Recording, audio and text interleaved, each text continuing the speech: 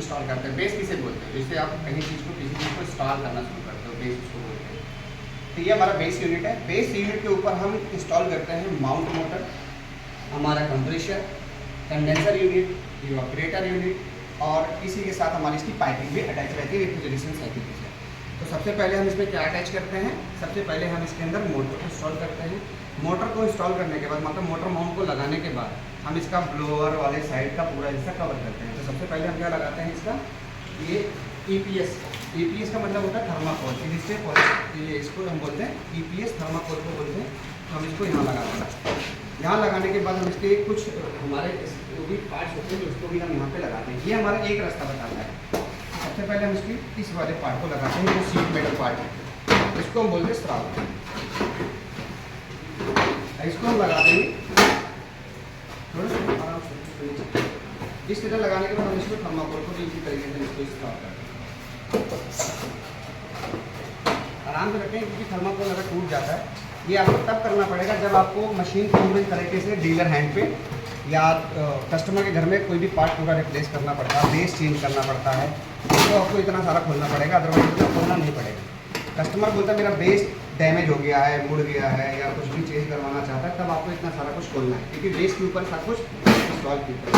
ठीक है, तो ये इसका इंस्टॉल गया। इसके ऊपर का एक थर्माकोल का पीस और है, जिसके लगा के इसमें एक डक्ट साइड बन जाएगी। डक्ट साइड का मतलब है कि एक ब्लोअर जब इसमें लगेगा तो ये डक्ट बना देगा। इसको लगाएंगे तो डक्ट रास्ता पूरा डक्ट बन जाएगा। तो इसके लिए सबसे पहले हमें इसको ब्लोअर लगा लेना होगा। क्या लगाएंगे हम? ब्लोअर। तो ब्लोअर लगाने के लिए हम इसका ब्लोअर, ये हमारा ब्लोअर फैन है, और ब्लोअर फैन लगता है आगे की तरफ। ये वाला फैन ब्लोअर फैन होता है, और पीछे एक और फैन लगता है, इसको हम प्रोपेलर फैन बोलते हैं। प्रोपेलर फैन पीछे लगता है कंडेंसर की गर्मी को निकालने के लिए, और ये इस डिजाइन में होता है क्योंकि ये हवा को खींचता है और दूसरे रास्ते से हवा को डिस्चार्ज करता है। इसके अंदर कहीं ना कहीं आपको एक लोहे की छोटी सी पत्ती भी लगी हुई मिल जाती है,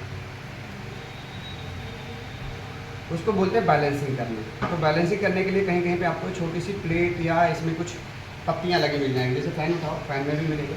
अगर ये बैलेंस करने के लिए कंपनियां लगाती हैं कि हमारे ये ब्लोअर में बैलेंस अगर सही नहीं होगा तो बैलेंसिंग किया जाता है, और बैलेंस करने के बाद ही मोटर मार्केट में या फिर जैसे इसमें लगा है, ये दूसरे एसी का है, और इस एसी में लगा है ना पिन, क्योंकि इसको बैलेंस करने के लिए लगा। और यहाँ भी कहीं ना कहीं आपको मिलेगा, यहाँ पे लगा हुआ है इसको बैलेंस करने के लिए, ताकि इसका वाइब्रेशन में फंबल ना आए, कुछ कोई रिपल्स ना आए, इसमें कोई फ्रिक्वेंसी ना आए, क्योंकि उसको एकदम स्टेट घूमना होगा।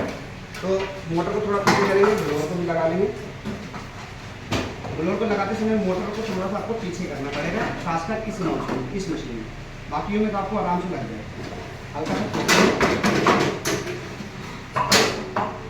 पीछे चला जाएगा, ओके, चला गया। उसके बाद एलेंकी से इसको टाइट कर देंगे। इसके लिए हम 5 नंबर 4 नंबर एलेंकी दोनों रखेंगे, क्योंकि किसी में आपको ये लगाना पड़ जाएगा एलेंकी, किसी में ये इस तरीके से लग गया। अब एलेंकी से इसको हम टाइट करते हैं। दूसरी साइड लगाएंगे हम इसका फैन। फैन लगाने से पहले आपको क्या क्या चीज़ लगाना होगा? पहले ये लगाना होगा आपको ये प्लास्टिक का, ये प्लास्टिक का कवर होता है, नीचे कंप्रेसर को पूरी कोयल को कवर करता है। इसको भी हम लोग प्लास्टिक सराउंड बोलते हैं। तो ये इस तरीके से लगेगा, इस तरीके से ये लगेगा, और इसके पीछे लगेगा ये हमारा प्रोपेलर फैन। प्रोपेलर फैन का ये घाट होता है, मोटर को थोड़ा सा घुमाएंगे, ये घाट आपको कट देखना होता है, और इसकी एलेंकी वाली साइज़ की जगह मैच करना होता है, ताकि हम इसको आराम से इसके अंदर रख सकें। ठीक है, इस तरीके यहाँ पर आ जाएगा। तो ये हो गया हमारा इसका पीछे का फैन। अब इसके ऊपर हम पूरा जो हमारा मशीन का पूरा इसका पूरा मैकेनिकल पार्ट है और इलेक्ट्रिकल पार्ट कंप्रेसर है, उसको हम इसके बीच में रखेंगे। एक बार थर्माकोल दे दो, उसके बाद रखेंगे।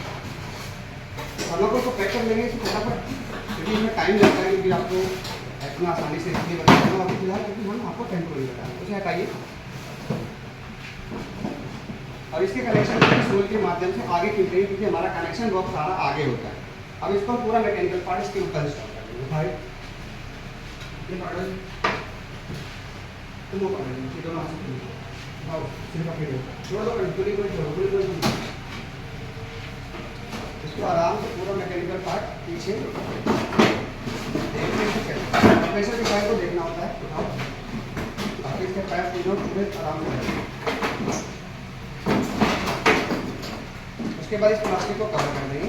सारे स्क्रू को, जितने स्क्रू हैं इसके अंदर खुले हुए, सारे स्क्रू वापस लगाने भी होंगे। लगाने के बाद ऊपर का कवर जो होता है, ऊपर का कवर ये इसको लगाएंगे और ये यूनिट पैक हो जाएगा। अभी फिलहाल ये हम लोगों ने सब कुछ जल्दी किया है, लेकिन आपको आराम से पैक करेंगे तो सारा कुछ यूनिट पूरा पैक होगा। यही होता है इसके अंदर के पार्ट। इसको हम बोलते हैं टॉप कवर पैनल। ये टॉप कवर है, इसका टॉप कवर है। ऊपर का टॉप अंदर, ऊपर का कवर मतलब जो कवर करने के लिए। ये इसका कंडेंसर है, ये इसका प्लास्टिक स्टाउट होता है जो कंडेंसर कवर बोला जा सकता है, कंडेंसर कवर, सीट कवर। तो इसको लगा देंगे। ये प्लास्टिक का होता है और मेटल का भी आता है किसी किसी ब्रांड में। कंप्रेशर पार्ट है हमारा, ये हमारा कंप्रेशर यूनिट है। कंप्रेशर एक मोटर होता है, कंप्रेशर के अंदर एक मोटर होता है जो कि गैस को पूरी सिस्टम में, पूरी मशीन के अंदर जितने घुमावदार ट्यूबें देख रहे हैं इसके सबके अंदर ये गैस को फ्लो कराता है ताकि कूलिंग बहुत जल्दी हो जाए। तो ये हो गया इसका पूरा। इस तरीके से पूरी मशीन खुलती है और असेंबली होती है।